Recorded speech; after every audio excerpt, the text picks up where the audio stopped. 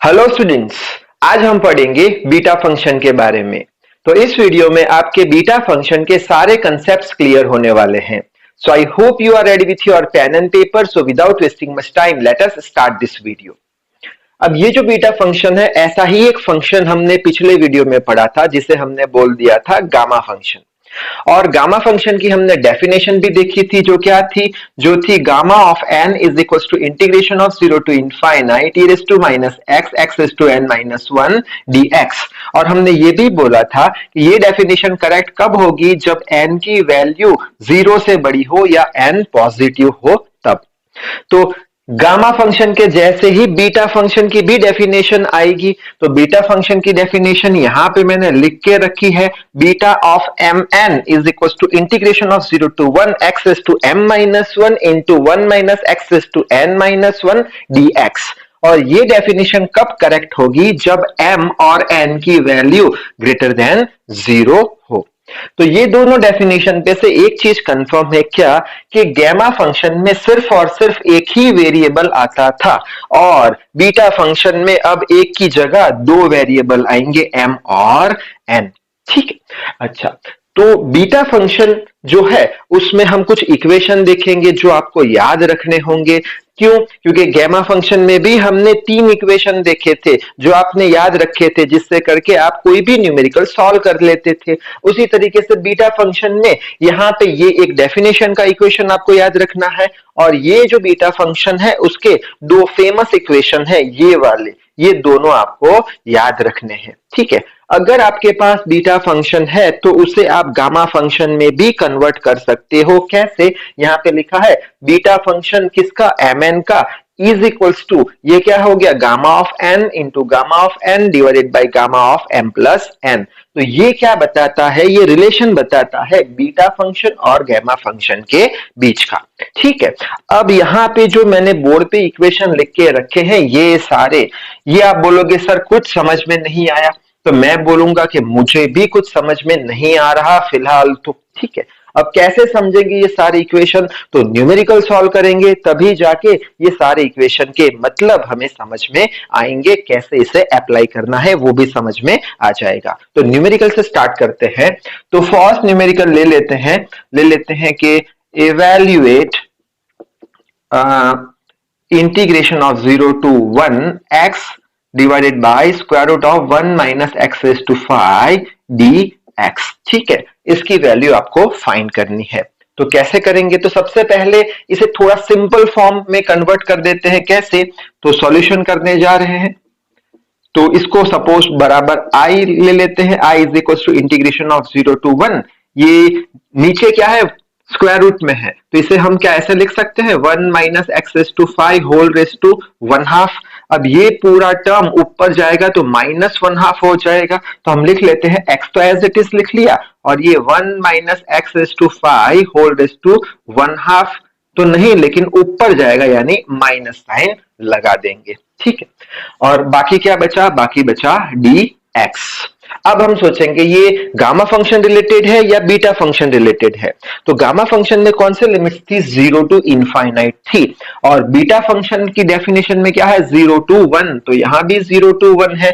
यानी ये न्यूमेरिकल हम किसके बेस पे सॉल्व करने वाले हैं, बीटा फंक्शन के बेस पे। अब कैसे सॉल्व करेंगे, फर्स्ट स्टेप क्या होता था हमारा, कि जो भी हमारा इक्वेशन है उसे हम ये जो डेफिनेशन है उसके साथ कंपेयर कराएंगे। कैसे कंपेयर कराएंगे, जो दिया गया इक्वेशन है उसे हम इसके फॉर्म में कन्वर्ट करेंगे। कैसे कन्वर्ट करेंगे, आओ देख लेते हैं। सबसे पहले देखेंगे यहां पे x है तो यहां पे भी x है, लेकिन x के पावर में कुछ है तो यहां पे भी x के पावर में कुछ लाना पड़ेगा। ठीक, उसी तरीके से 1 माइनस एक्स रेज़ टू 5 है, यहाँ पे 1 माइनस एक्स है, x के पावर में कुछ नहीं है तो यहां भी हमें पावर में कुछ नहीं चाहिए। अगर पावर में कुछ नहीं चाहिए तो हम क्या करेंगे कि ये x रेज़ टू 5 है उसे y अज्यूम कर लेंगे, तो y के पावर में कुछ नहीं होगा, तब यहाँ पे कुछ एडजस्टमेंट दिखेगा। कैसे देख लेते हैं, तो यहाँ पे हम ये पावर निकालने के लिए क्या बोल देंगे कि x रेज़ टू 5 जो है वो y के बराबर है। ठीक है, अच्छा तो ये इक्वेशन कैसा हो जाएगा, I is equals to integration of 0 to 1 कर दिया। अब हम क्या कर रहे हैं, x टू 5 की जगह y लिखेंगे। इन शॉर्ट हम ये पूरा इक्वेशन y में कन्वर्ट करना चाहते हैं, तो यहाँ पे x की जगह y लिखना पड़ेगा। कैसे x की जगह y लिखेंगे, तो यहाँ पे अज्यूम क्या किया है, x raise to 5 is equals to y assume किया है, तो x की जगह क्या लिखेंगे, y रेस टू 1/5। पावर अगर वो साइड ले जाना है तो डिवाइड करना पड़ता है, तो x की जगह लिख लेते हैं y रेस टू 1/5 हो गया ये। ठीक है, 1 माइनस, अब x रेस टू 5 की जगह क्या लिखेंगे, y लिखेंगे, होल रेस टू क्या आ जाएगा, -1/2 आ जाएगा। अब हम क्या कर रहे हैं, ये पूरे इक्वेशन को y में कन्वर्ट कर रहे हैं, तो y में तो कन्वर्ट हो चुका है। अब ये dx है तो उसे भी dy में कन्वर्ट करना पड़ेगा, तो कैसे कन्वर्ट करेंगे, यहां पे वापस से लिख लेते हैं x रेस टू 5 बराबर y अज्यूम किया है, हमें dy यहां चाहिए, यानी dx की जगह dy करना है, तो dy करना है तो दोनों साइड डिफरेंशिएट करना पड़ेगा। कैसे करेंगे, x रेस टू 5 का क्या होगा, x रेस टू 5 का हो जाएगा 5x रेस टू 4। ये कौन सा इक्वेशन आपने अप्लाई किया सर, हमें पता था कौन सा equation, x raise to n का डिफरेंशिएशन करते हैं d by dx of x raise to n, तो क्या हो जाता था वो n x raise to n minus 1, तो ये हो गया n x raise to n minus 1। ठीक है, अच्छा उसी तरीके से यहां पे y का भी डिफरेंशिएशन करना पड़ेगा, सो d by dx of y। ठीक है, हमें किसकी वैल्यू चाहिए सर, dx की वैल्यू चाहिए, तो यहाँ पे dx क्या हो जाएगा, dy divided by 5x raise to 4 हो जाएगा। अच्छा अब dx की जगह ये वैल्यू हम यहाँ पे नहीं लिख सकते, क्यों, क्योंकि ये वैल्यू अगर यहाँ पे लिखी तब भी हमें x तो मिलने वाला है, हमें तो x चाहिए ही नहीं, हमें तो x को y में कन्वर्ट करना है, तो x की जगह y लिखेंगे। कैसे, so dx is equals to dy divided by 5। x किसके बराबर होगा, x बराबर होगा y रेस टू 1/5 के बराबर, तो x की जगह y रेस टू 1/5 लिख लो, होल रेस टू 5 लिख लो, सो dx की वैल्यू मिल चुकी है dy divided by 5 into y raise to के कितना हो जाएगा 4/5। अब ये पूरी dx की वैल्यू हम यहां पे रख देंगे, यानी यहां पे रख देंगे, तो क्या हो जाएगा, ये dy divided by 5 y raise to 4/5। ठीक है, आगे बढ़ते हैं, so I is equals to, अब ये जो 5 कांस्टेंट है यानी 1/5 बाहर निकाल देते हैं, integration of 0 to 1 y raise to 1/5। ठीक है, अब यहाँ पे y रेस टू 4/5 नीचे है, तो उसे ऊपर ले जाएंगे तो क्या हो जाएगा -4/5, so into y raise to -4/5, बाकी क्या बचा 1 minus y whole raise to -1/2 और dy। और आगे बढ़ते हैं, 1/5 इंटीग्रेशन ऑफ 0 to 1, इसका क्या हो जाएगा, ये दोनों बेस सेम है तो पावर का एडिशन होगा, सो y रेस टू 1/5 -4/5। ठीक है, 1 minus y raise to 1/2 dy। I is equals to 1/5 integration of 0 to 1 y raise to, ये कितना हो जाएगा, एलसीएम सेम है इसका, यानी 1 माइनस 4 कितना -3/5, 1 minus y whole raise to, ये माइनस साइन यहाँ पे -1/2 dy। ठीक है, अब ये जो हमें इक्वेशन मिला, ये इक्वेशन को हम कंपेयर करेंगे डेफिनेशन से। कैसे, इंटीग्रेशन ऑफ 0 to 1 है, हाँ है, y रेस टू कुछ है तो यहाँ x रेस टू m-1 है, m-1 है। इसका मतलब क्या हुआ कि ये जो -3/5 है उसे हमें m-1 के फॉर्म में कन्वर्ट करना पड़ेगा। कैसे कन्वर्ट करेंगे, तो वो भी हमने देखा था, क्या हमने बोल दिया था, m-1 बराबर -3/5 ले लो, सो m-1 बराबर क्या ले लेंगे, -3/5, तो क्या हो जाएगा, m is equal to -3/5 plus 1 हो जाएगा, m बराबर -3 प्लस 5/5 हो जाएगा, तो m का वैल्यू मिल जाएगा, कितना आ जाएगा ये -3 प्लस 5, सो 2/5, यानी m का वैल्यू आ गया 2/5। तो रख दो यहाँ पे, I is equal to 1/5 integration of 0 to 1 y raise to, इसे कैसे लिखना है, m-1 में m कितना है 2/5 -1, वो m-1, अब ये 2/5 -1 करोगे तो कितना आएगा, -3/5। कैसे, 5 1 5, 2 -5 कितना, -3/5 आ चुका है। आगे बढ़ते हैं, 1 - y होल रेस टू -1/2। यहाँ पे क्या है, 1 - x रेस टू n-1, यानी ये -1/2 को अब n-1 में कन्वर्ट करना पड़ेगा। कैसे कन्वर्ट करेंगे, वापस से वही फॉर्मूला, n-1 जो है वो किसके बराबर कर देंगे, -1/2 के बराबर। तो ये हो जाएगा n इज इक्वल टू -1/2 और ये +1, n इज इक्वल टू -1 + 2/2। तो n का वैल्यू कितना आ जाएगा, -1 + 2 यानी 1/2। तो n का वैल्यू आ गया 1/2। तो n का वैल्यू कितना हो गया, 1/2 -1। अब n-1 कर दिया। अब इसको अगर सॉल्व करोगे तो -1/2 आ जाएगा, ये यहाँ पे -2 आ जाएगा, यानी -1/2 आ जाएगा। ठीक है, बाकी क्या बचा, dy। ठीक है, अब ये जो पूरा इक्वेशन है, ये इक्वेशन को हम इसके साथ अब आसानी से कंपेयर करा सकते हैं। क्या है, y रेस टू, ये क्या हो गया, m-1 यानी m का वैल्यू क्या आ गया, 2/5 आ गया। ये हो गया हमारा m। ठीक है, 1 - x है तो 1 - y है, रेस टू n-1 है, तो ये हो गया हमारा 1/2, क्या हो गया, n हो गया। ठीक है, अच्छा, अगर ये इक्वेशन है तो किसके बराबर होगा, बीटा ऑफ mn के बराबर, यानी कि ये जो पूरा इक्वेशन है, ये वाला पूरा इक्वेशन। ठीक है, ये वाला पूरा इक्वेशन, ये किसके बराबर हो गया, बीटा mn के बराबर हो गया। तो मैं लिख लेता हूं, i इज इक्वल टू 1/5 तो एज इट इज लिख लेंगे, बीटा ऑफ m क्या है, 2/5 है, कॉमा n क्या है, 1/2 है। ठीक है, अब ये बीटा के टर्म में हमें मिला, हमें तो फाइनल आंसर चाहिए, यानी कि ये बीटा mn को अब गामा में कन्वर्ट करना पड़ेगा। ठीक है, अब गामा में कैसे कन्वर्ट करें, तो जल्दी से आप स्क्रीनशॉट ले लीजिए, मैं रब करने जा रहा हूं। ठीक है, यहाँ का पोर्शन में रब कर रहा हूं। ठीक है, तो ये रब कर देते हैं। अब क्या करेंगे, जो बीटा की वैल्यू आई है उसे हम गामा में कन्वर्ट करेंगे। कैसे करेंगे, देख लेते हैं। तो ये रहा बीटा ऑफ mn का वो इक्वेशन है, तो यहां पे मैं वापस से लिख लेता हूं, क्या, i इज इक्वल टू 1/5 और ये बीटा ऑफ क्या है, 2/5 और 1/2। ठीक है, तो i इज इक्वल टू 1/5, ये क्या हो गया, बीटा mn। तो ये इक्वेशन से चलो, क्या होगा, गामा ऑफ m ये रहा, गामा ऑफ n ये रहा, ये m ये n। ठीक है, डिवाइडेड बाय गामा ऑफ क्या हो गया, m + n, सो 2/5 प्लस क्या हो गया, 1/2। ठीक है, आगे बढ़ते हैं, i इज इक्वल टू 1/5 और 2/5 को एज इट इज रखो गामा ऑफ, और गामा ऑफ 1/2 को भी एज इट इज रखते हैं, डिवाइडेड बाय ये क्या कर देंगे, एलसीएम ले लेते हैं, 10 एलसीएम होगा, तो कैसे करेंगे, 2 2 4 प्लस 5, एलसीएम ले रहे हो, कुछ नहीं कर रहे। ठीक है, i इज इक्वल टू 1/5, ये 2/5 को एज इट इज रख दो। और पिछले वीडियो में हमने एक चीज पढ़ी थी, कौन सी याद हो, तो गामा ऑफ 1/2 किसके बराबर होता था, √π के बराबर। तो यहाँ पे लिख लो 1/2 √π के बराबर, डिवाइडेड बाय ये कितना हो गया, ये 9/10 हो गया। ठीक है, अब यही हमारा फाइनल आंसर बन गया।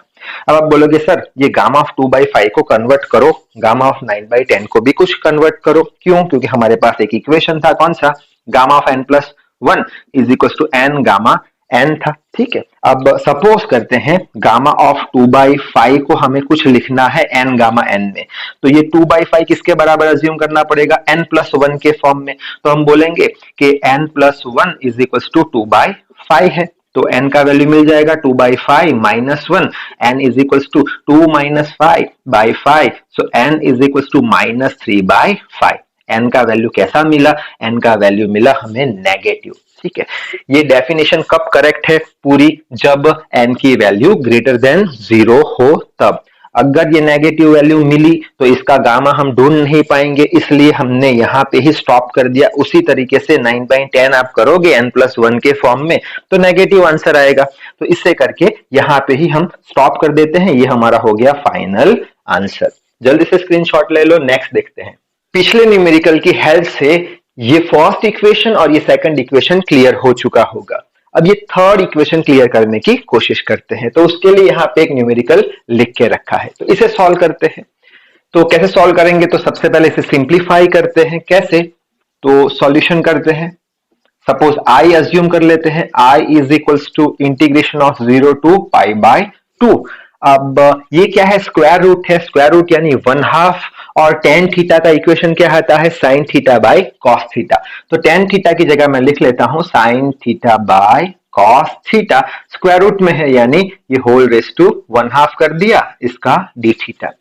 सो I is equals to integration of 0 to pi by 2 sin theta raise to क्या कर देंगे 1/2, ठीक है, और नीचे cos थीटा रेस टू 1/2 करेंगे तो cos थीटा ऊपर आ जाएगा, कैसे, कौन सा पावर लेके, -1/2 पावर लेके, ठीक है, ये शायद समझ में हो गया होगा।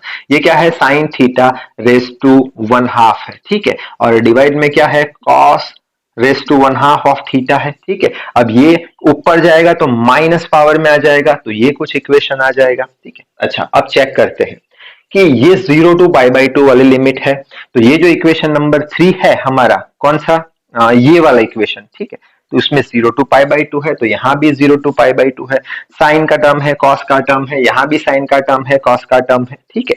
तो अब ये इक्वेशन को इसके साथ कंपेयर करते हैं, ठीक है, यानी ये जो हमारा जो डेरिवेशन में इतने तक हम पहुंच चुके हैं उसको हम एडजस्ट करेंगे इसके हिसाब से।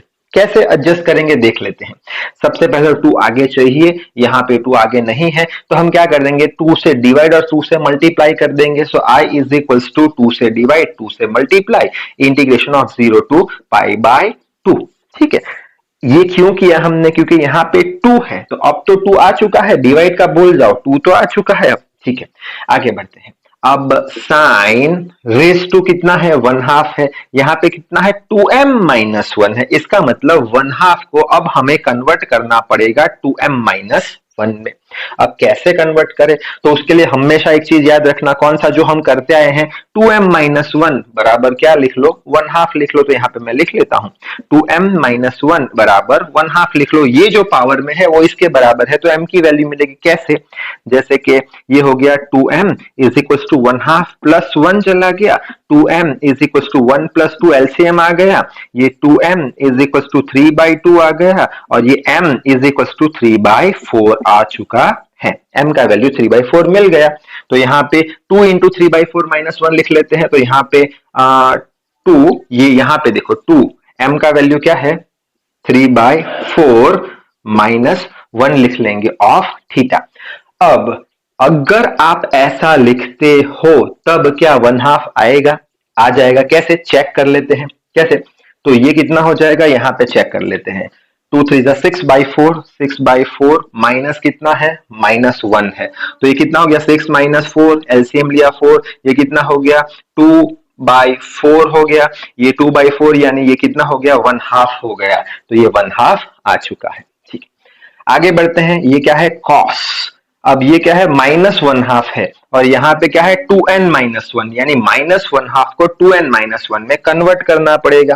कैसे कन्वर्ट करेंगे, वापस से वही बात, 2n-1 किसके बराबर ले लो, -1/2 के बराबर ले लो, ले लिया, so 2n is equals to -1/2 plus 1, so 2n is equals to -1 plus 2 divided by 2, so 2n is equals to ये -1 प्लस, तो ये हो जाएगा 1/2, so n is equals to 1/4 answer आ जाएगा, ठीक है, n का।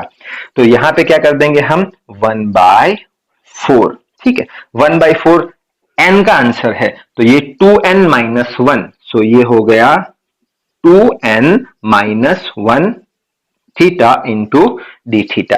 वापस से चेक करेंगे कि ये जो हमने लिखा क्या इसके बराबर है, कैसे चेक करेंगे, ये हो गया हमारा, यहाँ पे चेक कर लेते हैं, ये हो गया 2/4 -1, 2/4 -1, एलसीएम ले लो 2, ये -4 4 हो गया, ये कितना हो गया -2/4 हो गया, ये कैंसल -1/2, तो ये -1/2 आ चुका है, ठीक है। अच्छा, बाद में क्या करेंगे, अब हम क्या करने वाले हैं कि ये जो इतना टर्म है, इतना टर्म, ये टर्म पूरा, ये हम इसके साथ इक्वेट करेंगे, तो ये 2 आगे, हाँ सर 2 है, 0 टू पाई बाय 2 है, ये पूरा 2m-1, 2m ये रहा m, और यहाँ पे cos थीटा 2n-1, सो ये 1/4 2n -1 है। अगर ऐसा है तो किसके बराबर है, बीटा एम एन के बराबर है। तो I इज इक्वल्स टू क्या लिखेंगे, 1/2, ये 2 तो नीचे है, ये 2 के साथ पूरा, ये 2 के साथ पूरा बी एम एन है। तो बीटा एम क्या है हमारा 3/4 है और एन क्या है हमारा 1/4 है। ठीक है, अच्छा I is equals to 1/2।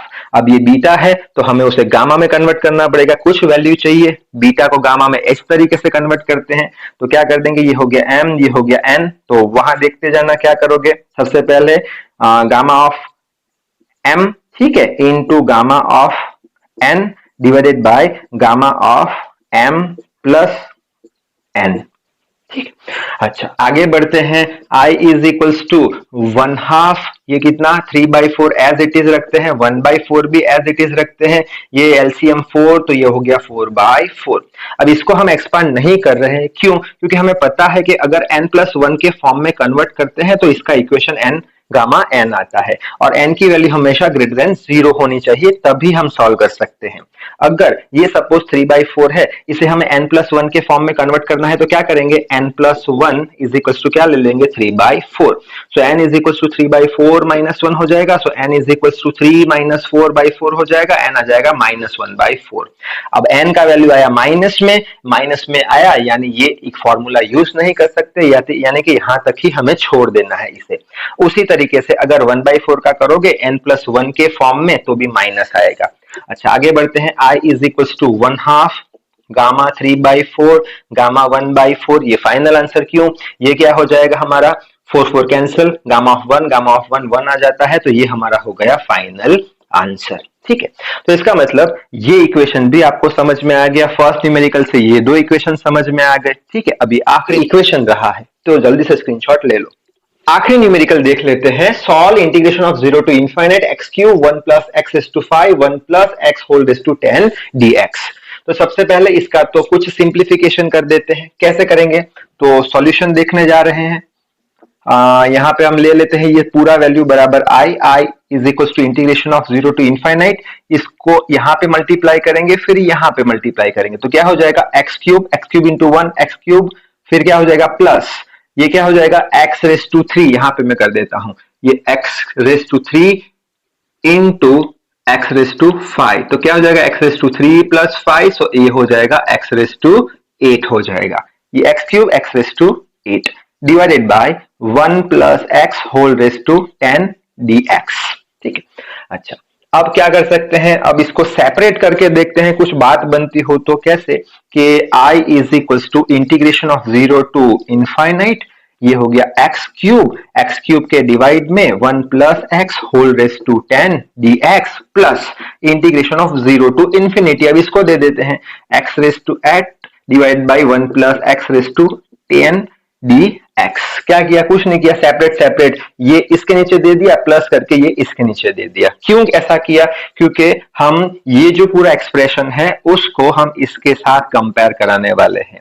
0 to infinite है, x के पावर में कुछ है, यहाँ पे x के पावर में कुछ है, तो ये जो पावर है उसे हमें कन्वर्ट करना पड़ेगा m-1 के फॉर्म में। ठीक है, उसी तरीके से 1 + x है, पावर में क्या है m + n है, यहाँ पे क्या है 10 है, यानी ये जो 10 है उसे भी हमें कन्वर्ट करना पड़ेगा m + n के फॉर्म में। ठीक, तो पहले तो इसकी बात कर लेते हैं। ये जो 3 है वो किस में कन्वर्ट करोगे, m-1 में, तो कैसे कन्वर्ट करोगे, m-1 बराबर क्या ले लो, बराबर 3 ले लो। ठीक है, तो m इज इक्वल टू 3 + 1 हो जाएगा, m का वैल्यू आ गया 4, तो यहाँ पे रख दो value. I is equal to integration of 0 to infinite, फिर क्या करेंगे x रेज़्ड टू क्या है m-1, m कितना है 4 - 1 यानी 3 आ चुका है, divided by 1 + x raised to 10 है, 10 किसके बराबर है m + n के, तो यहाँ पे लिख लेते हैं m + n के बराबर क्या है 10 है, m का वैल्यू ढूंढा 4,